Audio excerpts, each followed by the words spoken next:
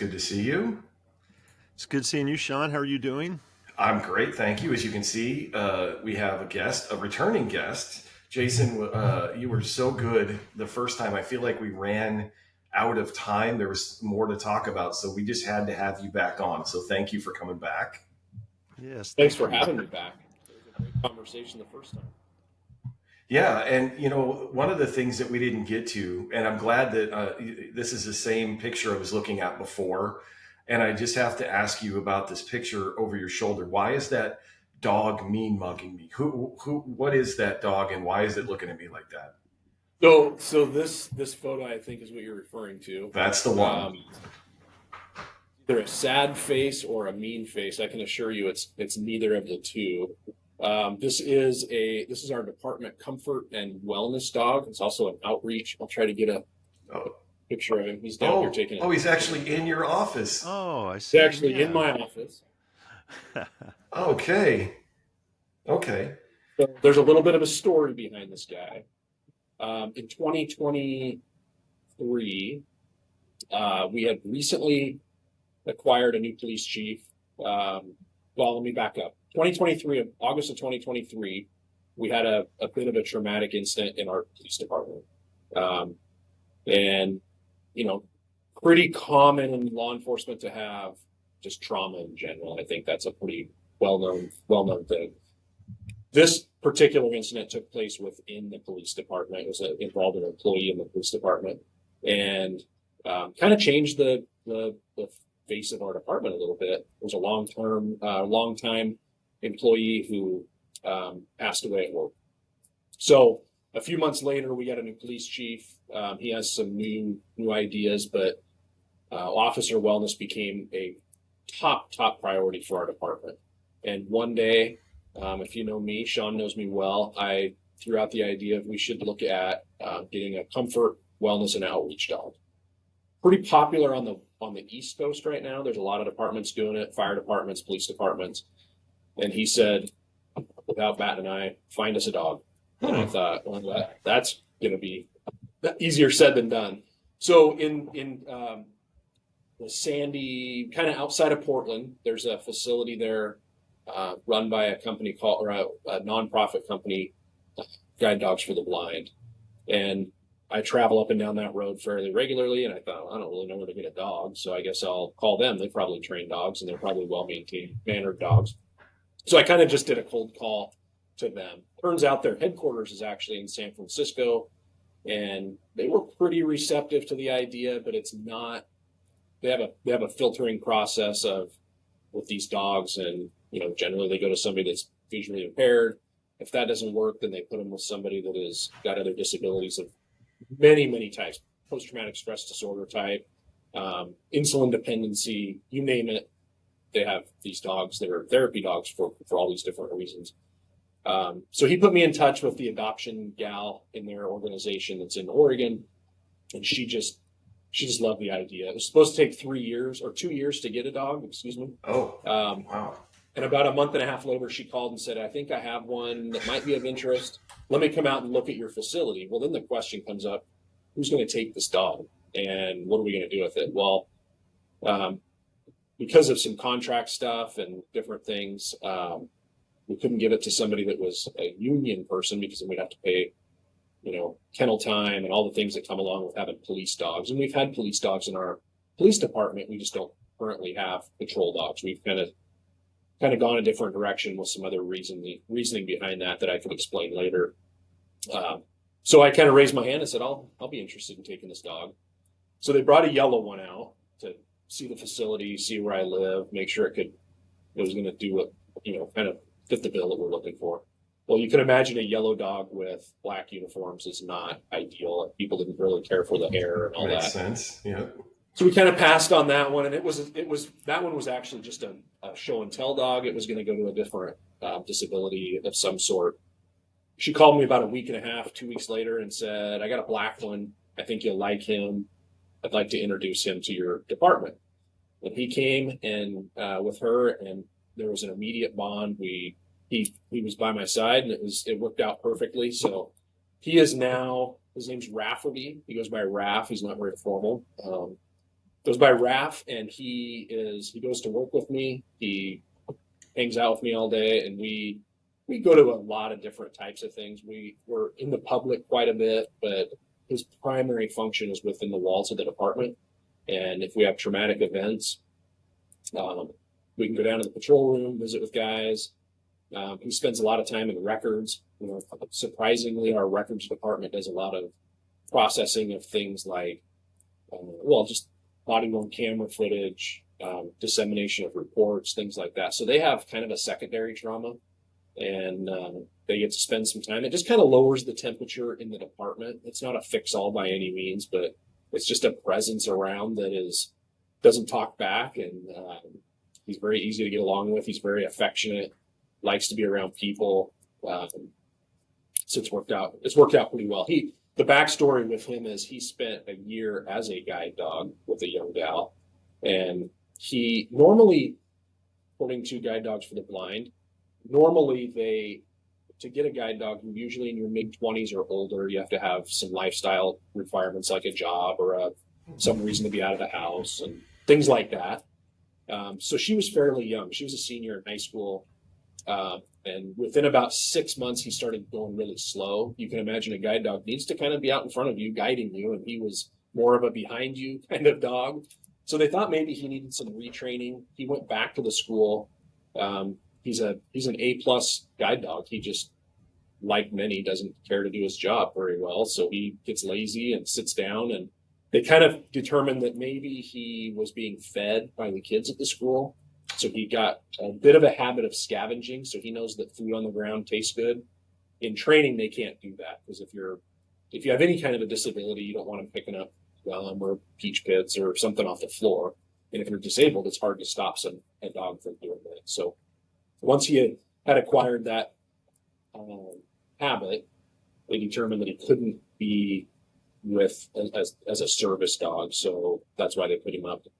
The nice thing is, they only adopt out to individuals. So I'm his owner, and the organization I work for takes care of the bills and the veterinarian stuff and all that kind of stuff. And he comes to work with me. If I leave tomorrow, he goes with me. And so it's kind of a little bit of a boondoggle, but it's working out pretty well for me. And it really has made a difference in our department. It's significantly lowered, kind of like the term I like to use is lowered the temperature of that stress within the department. It's been pretty cool. Yeah, I have a couple of questions I love here. that. So, yeah, I love this idea. And now I feel bad that I was making fun of the dog on the wall, because it sounds he does have a look about him that he's either really sad or he's really angry. It just looks like he's judging me. That's it. And like with everybody, He probably is. He probably is. It's rightfully so. But let me go back.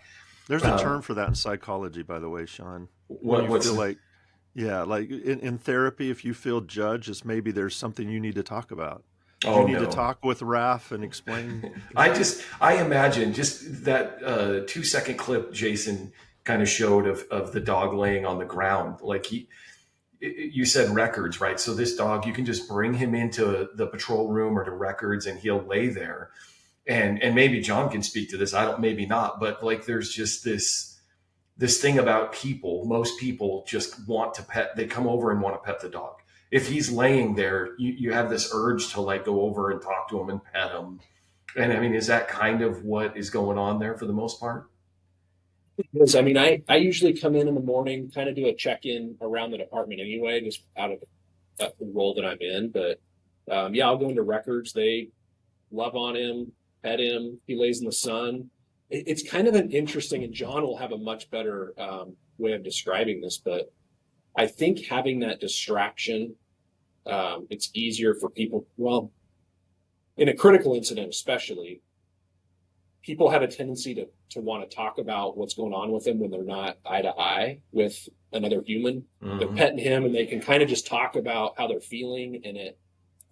So for those acute moments, that works really well. But for the day to day, it gives them a chance to just release a little bit of stress. He's very comfortable, so he has that relaxed feel about him, and I think it just kind of wears off on the people around him.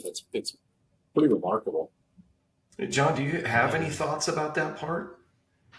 Yeah, well, I mean, like in acute moments, like Jason was talking about, dogs can be like an emotional anchor because I mean, a dog that's being kind and, not snarling at you, but you know that they're safe.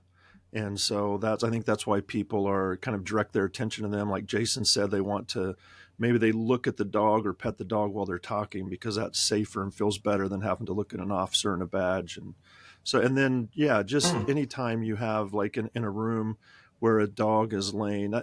I was just in Idaho about a month ago at a family wedding, and it was in Ketchum, Idaho, and they have a small museum there about wolves, and there's a group that was started following wolves and taking pictures of wolves, and I think they're in like National Geographic and things like that. They're known nationally, and they're from that area, so they have a little museum in that area, and they were telling about the history of wolves and how we always our domesticated dogs came from wolves. So like the caveman and the wolf started hunting together and started living together, and they would even let the wolves in around the fire at night, and there became this kind of positive relationship on both sides. And so we always talk about how man adopted the wolf, tamed the wolf, but they're saying that a lot of the evidence shows that it was a mutual thing. Like the wolves used us too, and so for that long, just genetically wired into us, from that long to be around dogs and share that relationship with them. I mean, it's wired into us. And when we see a calm dog there, I think that's a big part of it. And I love programs like this because I've heard of all their different successes, and you see them, and I love dogs. I would love to be in a situation where there's a dog just chilled out like Raph is, just laying there. That's comforting, and there's no stress, so like when the dog's not stressed, your stress kind of floats away. So yeah, I think it's a great idea. As Sean knows, the fire service is way ahead of us in the police service of peer support. There's just less stigma within the fire department. Uh, so the way my own belief is the fire department goes to a crisis, and when they're done, they all get back together in the truck or whatever they're driving. They all go back to the station. They eat together. They spend time together. They're in a tribe, I guess, for a lack of better terms. Mm-hmm. Whereas with police officers, you get back in your individual car, you go back to another, you go take another call, you go to a different part of the town, whatever the case may be, but you're not together. And something that I've noticed with Raph is, and it used to be that it was not uncommon if there was an infant death or something, that we would have an officer or two that wants to go home for the day, go spend some time with their family, do those things, and that's very acceptable, very understandable. One of the first incidents that I noticed a difference with Raph was we had a debrief. Everybody came together. There was six officers in the room. Raph came in. They're kind of passing him around. He's making his way around the room, chatting with them, and it was just a different type of a conversation. People were more willing to talk a little bit about how they felt, what they experienced, things like that. And then just kind of one by one, they got up and said, "Hey, I'm going to go back to work. I'm ready to get back out in my car and go do my thing." So I think whether it's because it's a dog or not, it's an opportunity to bring people together, relax a little bit, and still feel like they want to stay at work with their people. And not to say that going home isn't important, but sometimes staying with those people you've been through those difficult times with, I think, is helpful. And so maybe he's the conduit to that, and puts people at ease a little bit. Seems to be working pretty well. I love that. I can only imagine, and I know that you wouldn't do this, but like if it was a high energy dog running around and like, right, I just don't think that you would elicit the same kind of emotional connection, right? You just got this yappy dog or this dog that's running around everywhere. And it's like, I just see him laying there like this just big, lazy dog just kind of come in and lay down. And John's point about it, just kind of something about that just makes you feel safe. Just like I'm safe with this thing and I like this. But so if you don't want to actually, we didn't talk about this before, Jason, if you don't want to go any more into this, you can say so. I mean that. Oh no, yeah. No, but the employee that you were talking about, that, you know, you had this trauma at work. And so I knew that person. I worked with that person, let's say friends with that person, but I didn't work at the police department when that happened.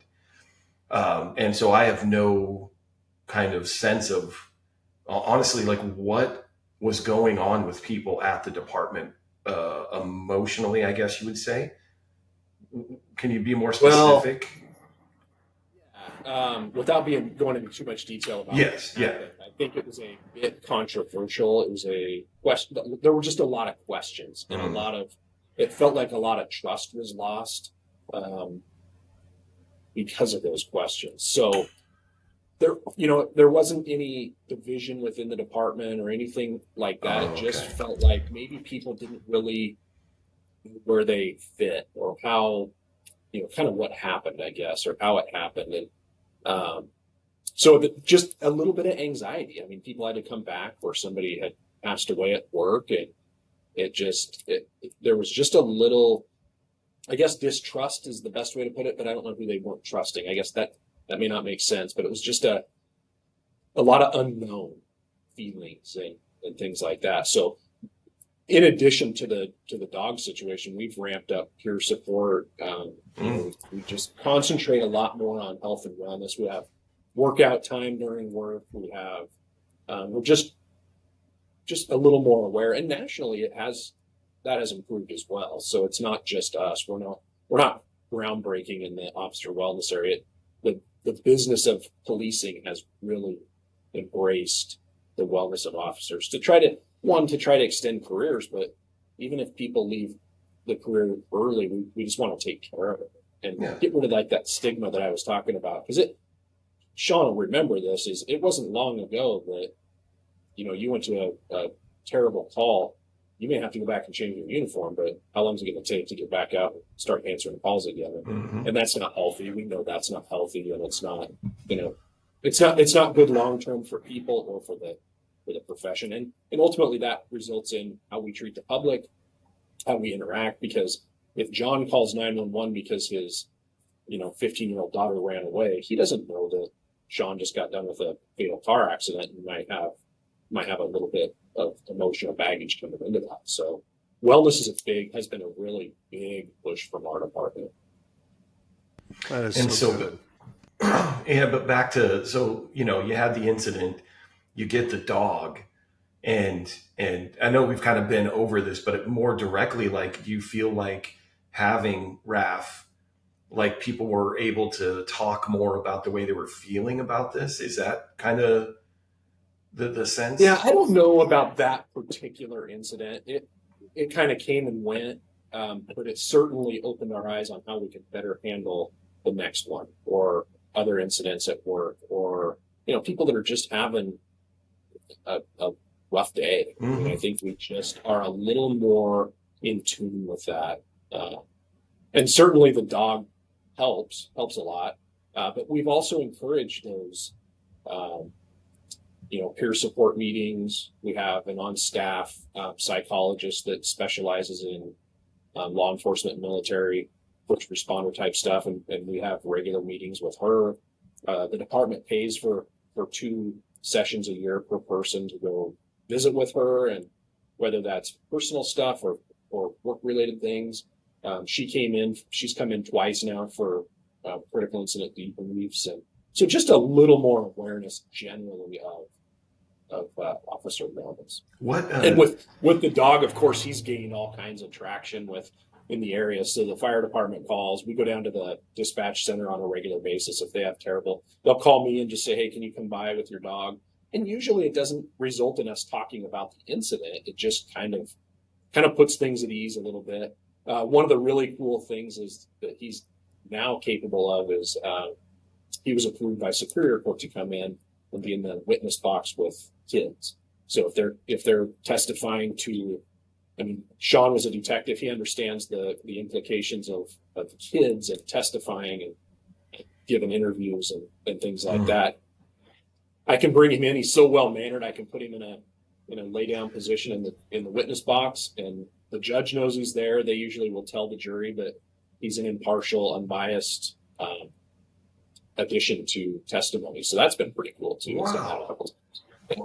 Oh, I was just curious. It's been a really cool experience. Yeah. The doctor that you were talking about. So she's been at the department. She's been around the department. In the beginning, she's a familiar face. Okay, but in the beginning, what was the reaction in general to her having her around? It's an interesting question. We touched the last time we spoke on just generational differences. I think today's cops expect it. I think they expect they're not as shocked by the fact that a clinician in the office walking around. If they don't want to talk, they don't. But if they do, they're very comfortable having those conversations. And so I think 15 years ago, it would have been a little more skepticism in it. But now it's fairly regular to see her. Yeah. Yeah. That's good to hear. Yeah. Absolutely. John, do you have any questions for Jason? Anything you're interested in? Well, I'm interested in all of it, and especially like bringing the dog into the witness stand with kids and all. That's pretty amazing. incredible. I'm so glad they're doing stuff like that. Yeah, no, that's great. Those long-term traumas, whether it's a kid or a police officer, we go to the schools all the time. The school stuff is usually just visits to that outreach part of meeting people and doing that stuff. But the trauma, I think, is it can be long lasting, and if he takes a little bit of that off, that's a goal. Yeah, no, that's great. It's awesome. Okay, so now that was a great answer to my question about that dog judging me. So let's move to the next. Well, and I'll tell you, it was to go back to what you just asked about having the clinician in our building, that judgment or feeling like, are we soft? Are we getting too, like I had mentioned in our last podcast, I was on the SWAT team for 15 years. I was the last guy that people thought would have a wellness and outreach dog. So now I've transitioned into SWAT command. And the first time I went to a 4 a.m. briefing for a high threat warrant, I'm thinking, oh man, these guys are going to eat me alive when I come in with a police dog that is just there for love. And I'm not kidding you. It took 10 minutes and these guys are in full gear, heavy vest, helmet, and they're laying on the floor with this dog, just wrestling with him, loving on him. So it works. It works wonders. They look forward to me coming to command briefings because they want to see the dog. And nobody remembers who I am. They all remember this. It works. It's great. It's great. That is great.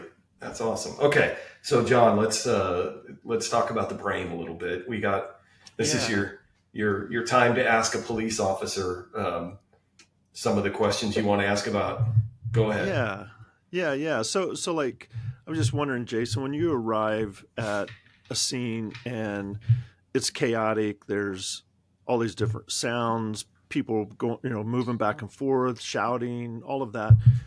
How do you focus your attention and try to decide what's most important, or do you do that, or is it kind of come instinctual, or like what process do you go through to kind of in your mind calm things down and deal with what you see is in front of you? Well, I think as you age in this career and gain that experience, it becomes a little more of an innate ability. I like the acronym of what's important now, showing up and deciding what do I need to handle now? Somebody bleeding, we need to get that taken care of first. Is it, what's causing the chaos? What's happening? But I think that comes with time and service. I think Sean, as an instructor with the academy, can probably relate to just in the time of a recruit gets to the academy until the time they get out, they kind of learn to do that management of emotion and prioritizing what's important. But it's not easy. I think it comes with practice. So showing up to a call and determining what is the source of what's going on. Mm-hmm. Let's try to make that better first, and then start working down the line of priorities is important. So like prioritizing. Have you ever like felt like in high pressure moments, like felt physiologically your body's stress response kicking in, like your heart rate increasing, maybe tunnel vision or adrenaline? If you've experienced that, like what's it like? Did you notice it at the time, or did you think back about it later? How does that work? For me, I think it's usually a reflection after the event. Mm-hmm. But that certainly does not minimize the impact of it during the event. I learned early on that it starts with the response. So the way you drive there, the way you allow yourself to be overwhelmed by this, kind of the age old belief is if I don't get there safely, I'm not going to be of any help. So um, for me personally, on my drive there, I remember to check my side windows, try to breathe, try to relax, try to listen to the information, take it all in. Um, not blowing through intersections with my lights on, but rather coming to a stop, looking both ways, and just intentionally slowing down my processor, I guess, for lack of better terms. It's just maintaining that self control and not allowing my my subconscious, I guess, to take over and start going into that panic mode.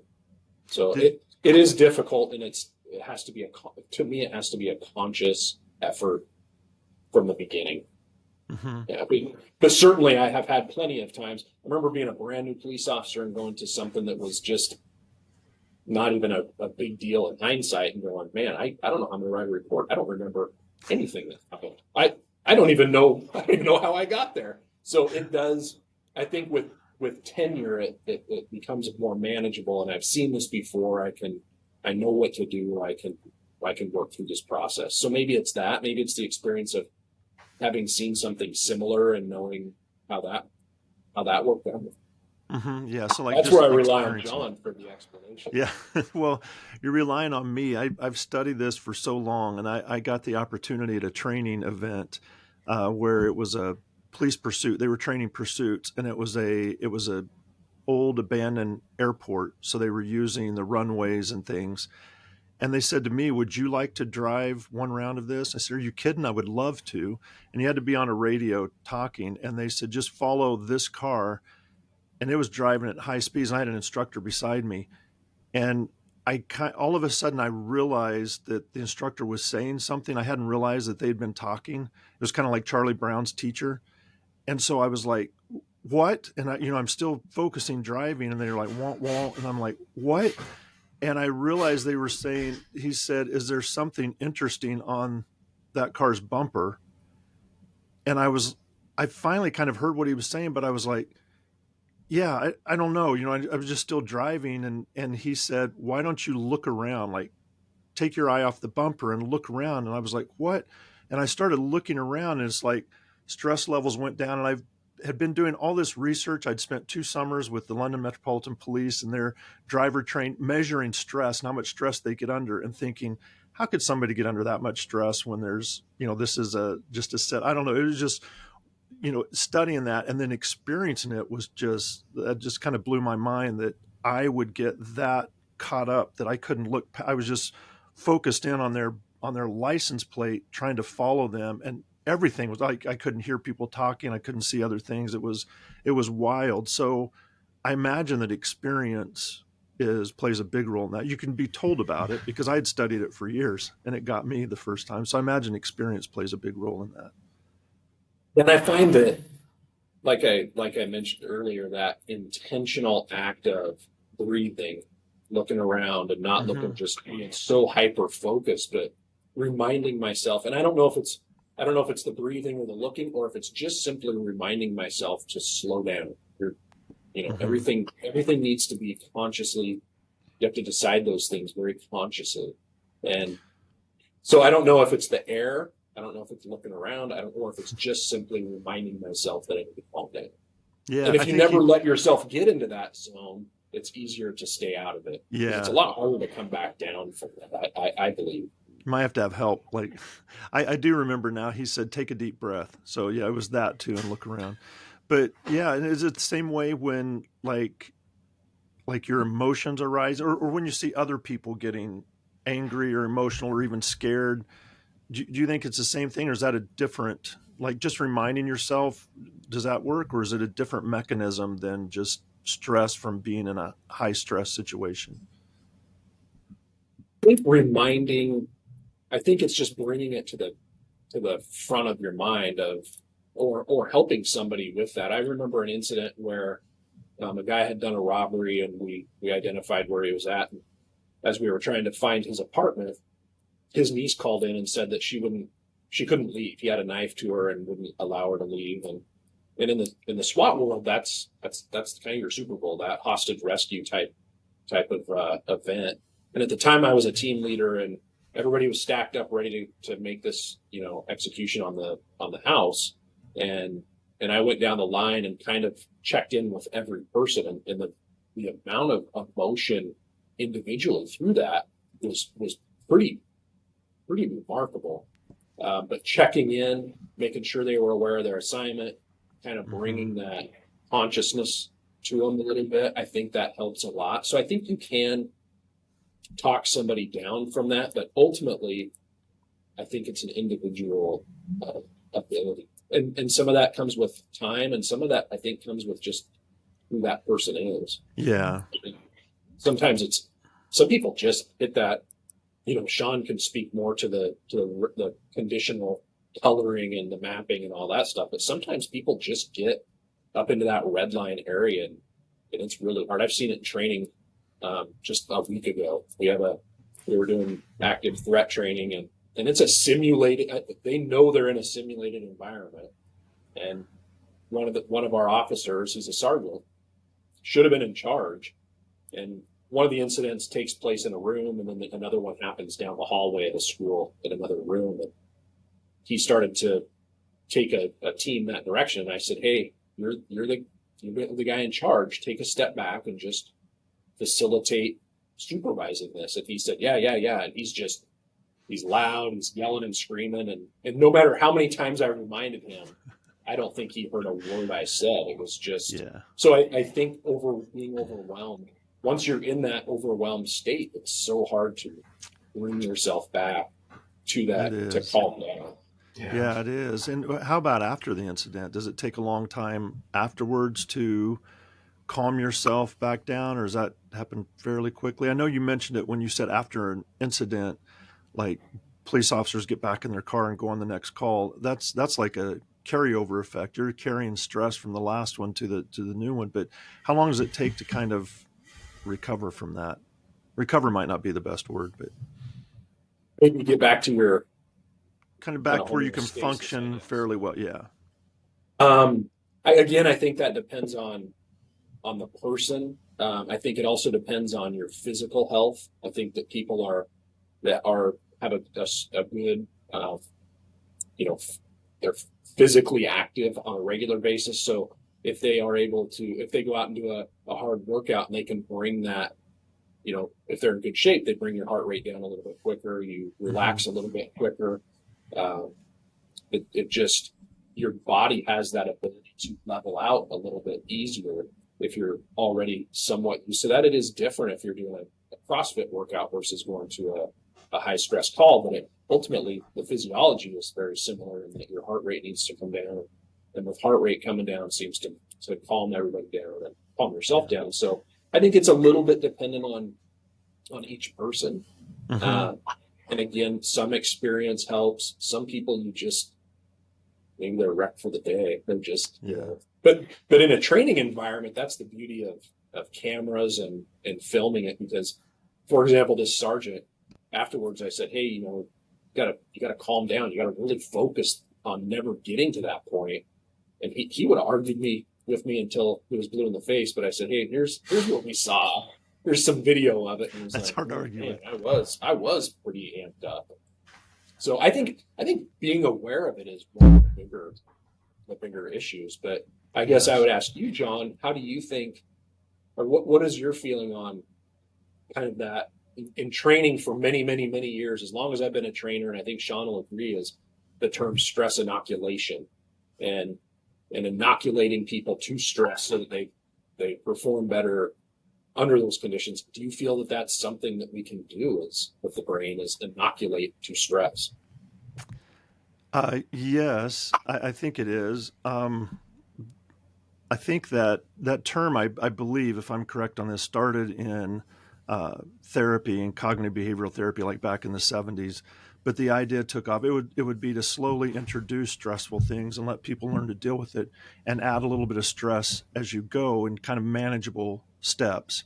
And then I think the military used it for like training SEALs and Rangers and things like that.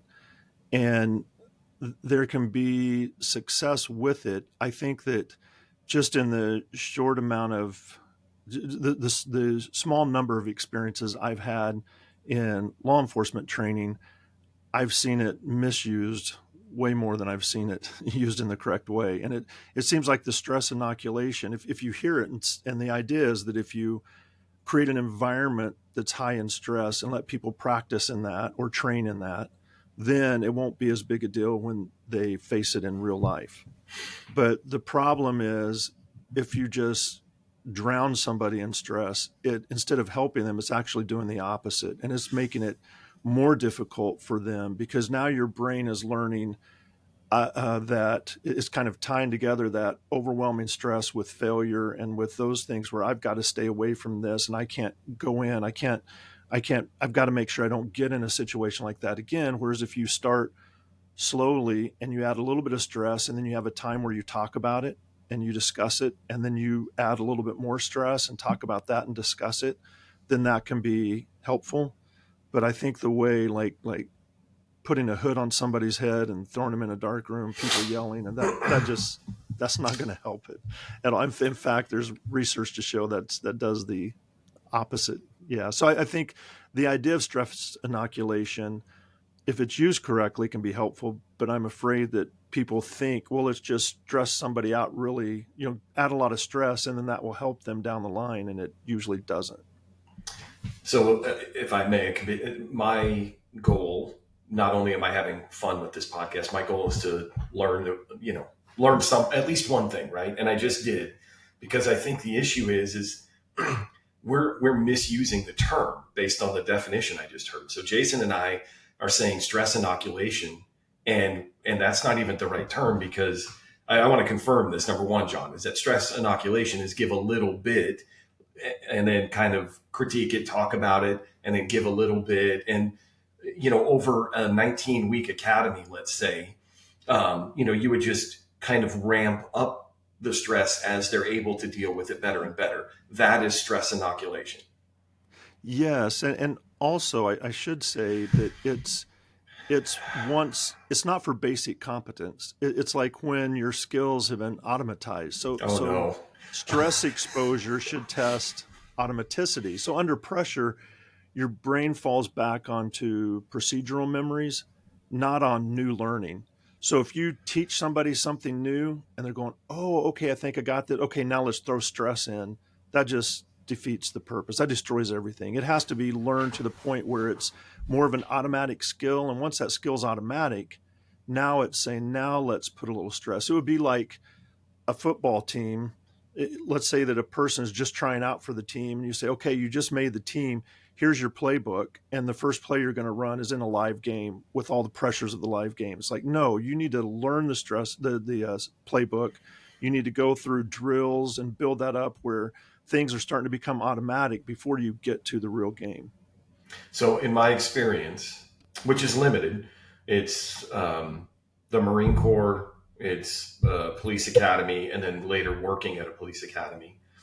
And knowing, and actually I know a lot of other academies, even whether I didn't go through them or didn't work at them, I know what they do. And that is not what you're describing. So I would term it, and I'm just making this up on the spot, so I may be way off, but it's overwhelming them with stress and it's sink or swim, right? And so It's not stress inoculation. So that's the number one thing, is let's stop calling it that, because that is not what it is. I just learned that today. I've been using that term wrong for 25 years, apparently. But it is what we're talking about. And I don't want to put words in your mouth, Jason, but I think what we're talking about is overwhelming an individual with stress and then making sure, I guess, that they can handle it. And if we do it enough, then they've acquired the skill of handling stress, which is wrong. But I mean, Jason, is that fair? That's what you're talking about, right? Same thing as me. What I'm talking about. And I think it does work in policing in that, like I said, when I first started, that first call I went to, it was stressful because I didn't want to arrest the wrong person. I want to get probable cause. All of those things that I thought I knew. I think that those day-to-day calls, that's inoculating the officer. But what you and I are talking about, Sean, is a training scenario where they come through the house and we just light them up with ammunition. Mm-hmm. Those are two different things. I think they are getting inoculated by John's definition on a day-to-day basis. You do a traffic stop as a brand new police officer, you're nervous, you want to make sure you do it right, you have so much to learn and so much to know. Once you've done a couple hundred of them, those things are automatic, right? And that inoculation starts to happen. The difficult thing in police training is we want to expose people to stress. And I think we oftentimes in police training, we do it wrong because we don't just expose them to a 2 or 3 on the scale of stress. We go right to 9, 10, and then we criticize them and go, well, what you don't realize is that you could have done this, and that better. And they're like, I don't even remember those things because I was so overwhelmed with stress. Now, I think that there's a benefit or there's improvement when you do it at a pace that's smaller. And I always fall back on Sean and I did a lot of training together. And we would do things like have the bad guy draw the gun exceptionally slow and let them see that and process that at a pace that wasn't overwhelming because their brain's already going fast. The movie's already playing it at triple speed. So if we can come out slow. So we did try to do those things. I don't know that it was even then if it was done correctly, but the stress inoculation, I agree with you, Sean, very much.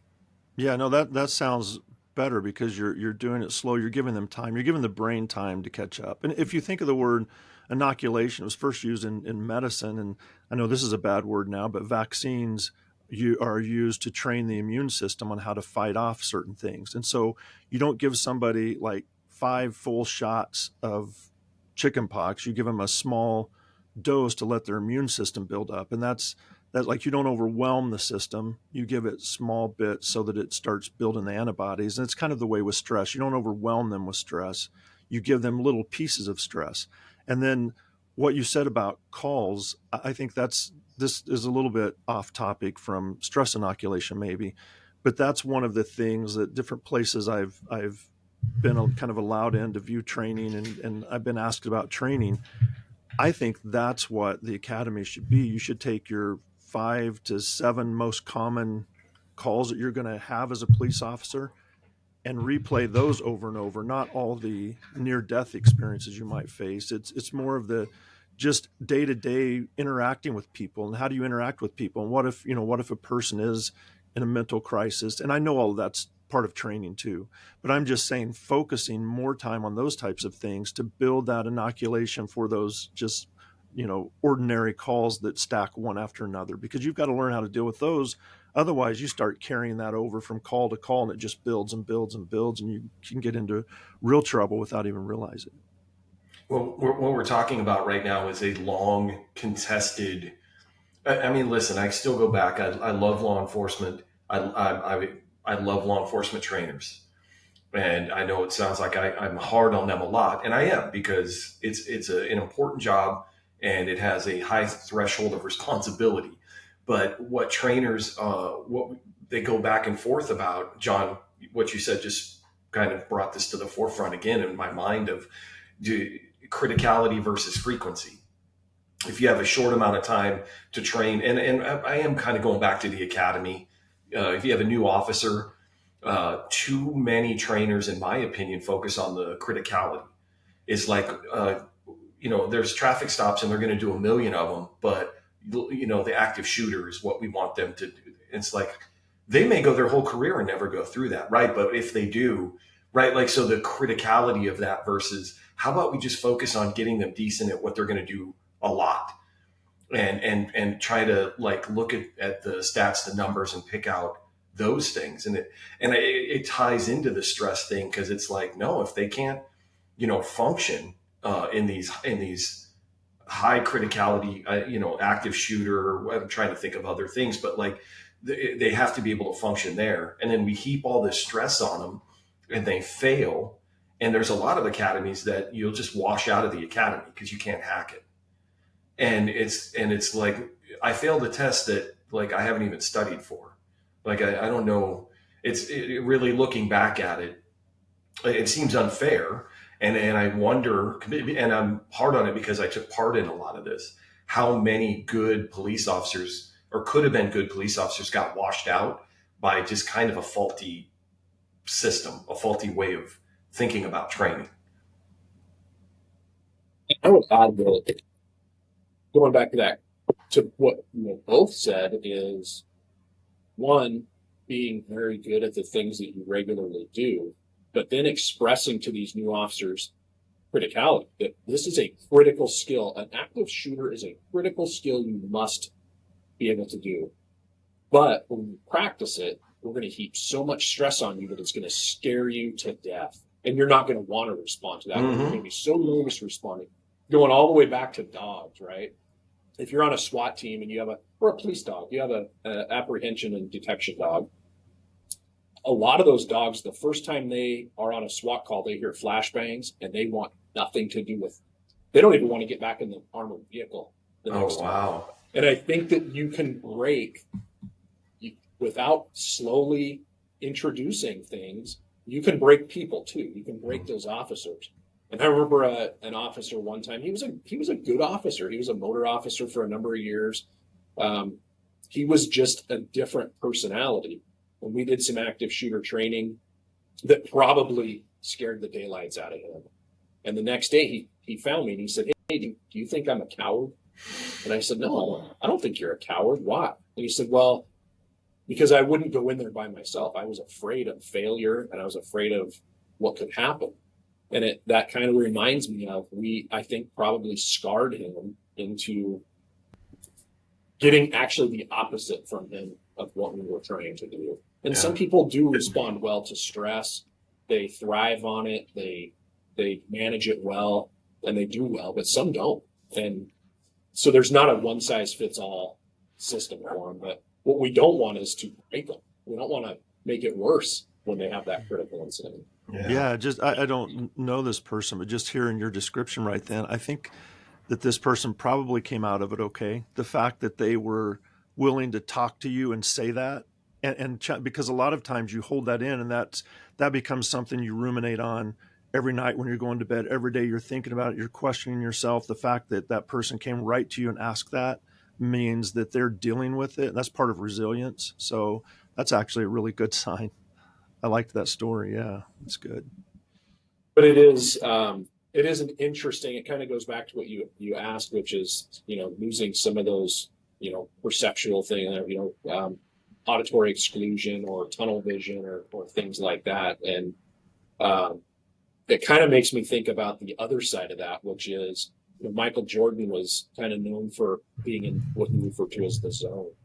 And there are some people that get into those stressful situations. And John, I'm going to ask you, what is that? When all is chaos, and we've all experienced it, whether you're in a manufacturing job or you're in a police job, and everything seems to be chaotic around you, and it's just like you're thriving. You're at that perfect zone where you just hit your peak, and it's a similar environment that some people really thrive, whereas some people just kind of go into that conditioned black state.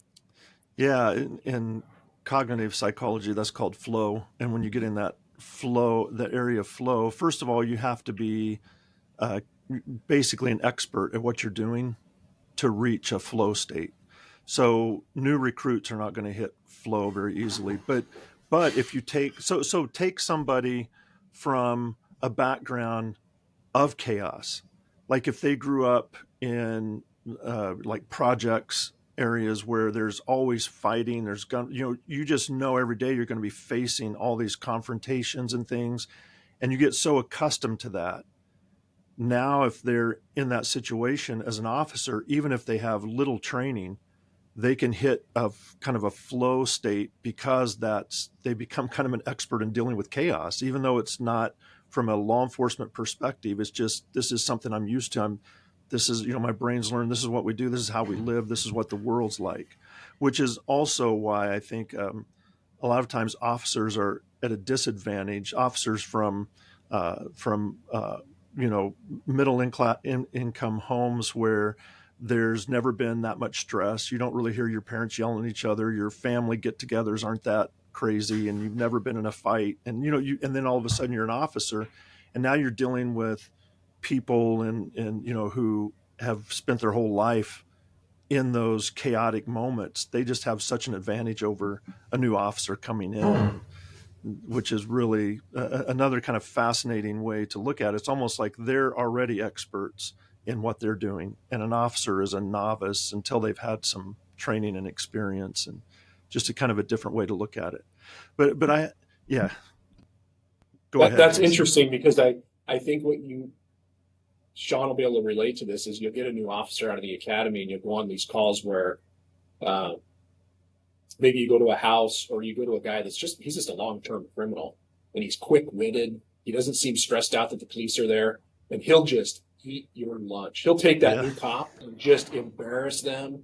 And you think, man, how did he's quit? Like, why is he getting to me like this? Because he thrives in that environment. That's an environment he's used to, I would imagine. He's been working on that since he was 7.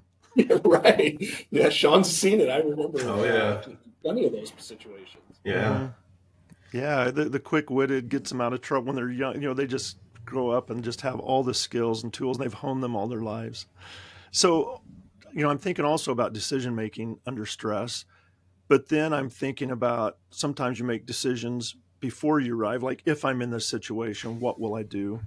And I don't know if you want to comment on this. If you don't, that's fine. Sean, you can jump in if you want to as well. But I'm thinking about some officers in places like Portland that have said, and Chicago, I think there's been some officers who have said they're not comfortable with being required to do things in their community that they feel is either unconstitutional or not something that they want to do. I think in our last conversation we had with you, you mentioned that, not every infraction needs to be dealt with. Like if somebody's breaking this, they're going 57 and a 55, that's breaking the law, but you can choose when and how you deal with those things. So having, somebody who's been in this country since they were 2 years old and this is all they know, and then now all of a sudden you're saying we need to remove them. There's some officers going, wait a minute, in my community, that's the least of my worries, is somebody that was brought over here against their will when they were 2, and they're law-abiding citizens right now, or law-abiding people right now. That's the least of my worries, but now I'm being told I need to focus on this. And I've heard some officers saying in interviews and things that that's not something they're comfortable with. So if you have officers that feel like, it might be something that they've never really faced before, is having to think for themselves when it comes to the Constitution and what's being required of them. Is that something that officers have conversations about ahead of time? Does the police administration talk to their officers about things like this? I think they have in Portland, but I'm just wondering what your feelings are on those things. And if you don't want to comment, that's fine. And Sean, you can as well comment on that question. One of the more recent incidents of this kind of conflict was the mask mandates. That became a huge issue during COVID, was that belief of liberty versus, government. Mm-hmm. I think it is a difficult decision. I think that with our current situation in Portland, it's very, I think roles are very well defined. So your local police aren't enforcing federal law, and they know that. We don't enforce federal law, so we don't enforce any immigration stuff. And we're okay with that. Yeah, we feel very comfortable with that. We don't do immigration detainers at the jail and things like that. So, but generally speaking, those moral versus legal conflicts, I think, happen with a lot of people. The person that doesn't believes that alcohol is a terrible thing, and then they interact with somebody that's been drinking that night, you can start to see those personal opinions start to kind of leach out a little bit. So having that preparation for those in that environment, I think, is important, and knowing where your personal feelings lie and how they're going to be in conflict with what the job is going to require of you that can be difficult. I think that's difficult for a lot of people. And luckily, at the local policing level, we don't have a lot of that conflict. But, in Portland, not many years ago, they had 120 nights of rioting and things of that nature. And I think from my perspective, knowing what's best for the community is the most important part. And we have those conversations with our officers about, you might not agree with this particular group's stance on things, or maybe you do. Maybe you agree with this rioting belief system or whatever their cause may be.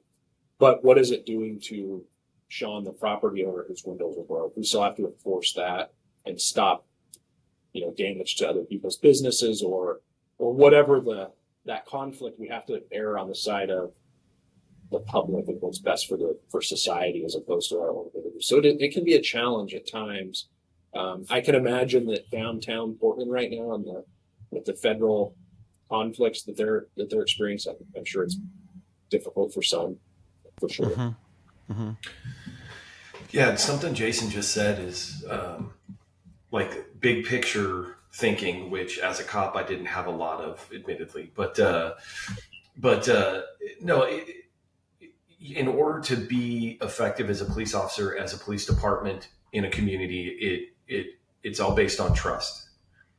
The community has to know, the member of the community has to know when they call 911, whoever they get, they're going to be this thing. They're going to try to help. They're going to do this. They're not going to deport me. They're not going to deport my neighbor, as this example, but whatever it is.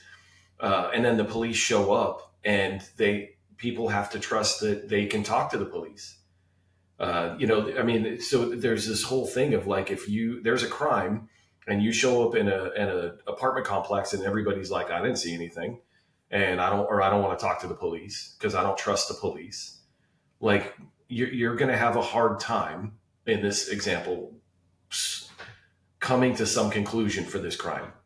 There's a victim. We're trying to do right by the victim, but because these people don't trust the police, then you're not actually able to do the job the way that it's supposed to be done. And so the balance for that is difficult is like, you need the community and you need the community to trust you, and the things that you're a professional, that all those things. But then on the flip side, you still have to enforce certain laws. You still have to do some things that the community is not going to love. And I just want to really double down on the fact that there's a lot of great parts of being a police officer, but there's also some really, really difficult ones. And I think it's important, especially now, to acknowledge that no matter what position they're in, for the most part, there's always exceptions. The people that I've dealt with, the people I've worked with, the people I know, they got into this job for the right reason. They're trying to do the right thing. And sometimes it just runs afoul of the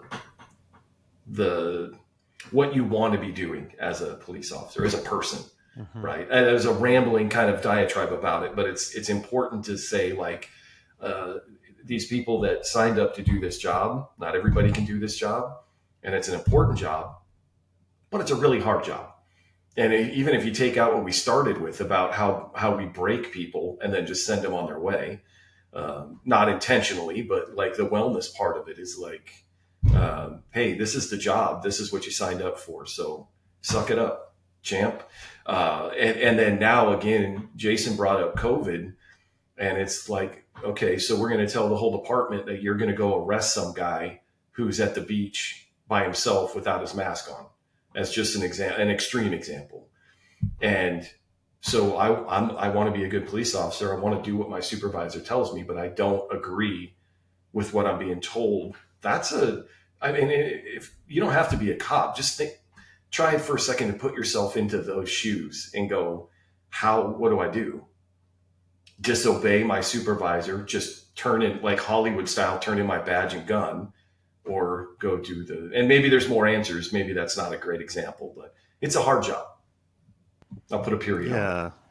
Yeah, very I hard. think the challenge is that, the mask mandate is a good example of this point, is that as police officers, we are tasked with enforcing norms and standards that the public has entrusted us with, that they've decided. So, for example, marijuana is legalized. If I'm just a staunch advocate or opposed to, I'm just opposed to the use of marijuana.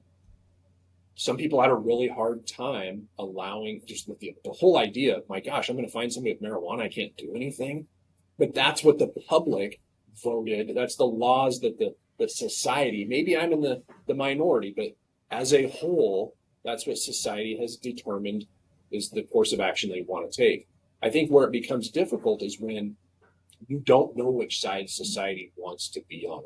And with the mask mandate as an example, half the people in the world thought we should have them on and half we didn't. So you don't really know what society expects of you. If somebody's driving recklessly, we know that society wants us to stop that from happening. But if somebody's doing something that we just don't know where the rest of the public lands, I think that's where it becomes an even bigger challenge. That's a good point.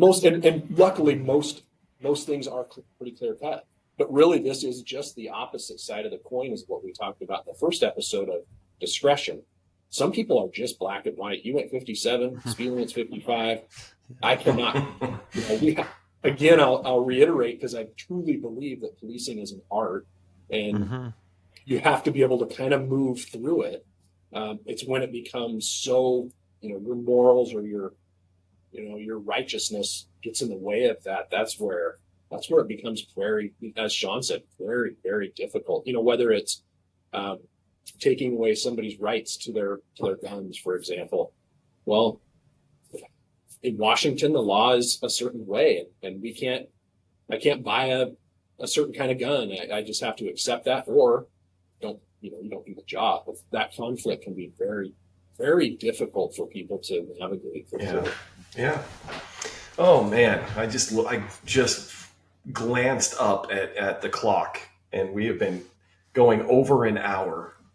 Jason, wow. We kept you way too long again, but obviously we needed a second episode out of you, because I feel like we're cutting this one short. So that flew by. Oh man, we're at 1 hour and 3 minutes right now. Oh wow. And so I wouldn't have guessed that. It just flew by. It was so much fun and such great information. I'd really like to come back and talk more about the stress stuff and tunnel vision and auditory exclusion and some of that kind of stuff, because I really do think that there are a lot of situations where those things happen and you're still in a little bit of that flow state. And why does our brain turn certain sections of it off? Why do I need to have auditory exclusion when I'm getting ready to shoot a gun? And why do I think our brain treats us well in a lot of cases, but I'd like to learn a little more about how it knows and what it's doing. So if I'll write you a letter and you guys can answer my question. Write a letter. Hey, why don't you hit us up on our socials? Because I keep begging everybody else to. So John, thank you as always for the information. Thank you, Jason. That was great. Thank you guys. It's a great conversation. That was awesome. And everybody else, until next week, take care of yourselves, and we'll see you then.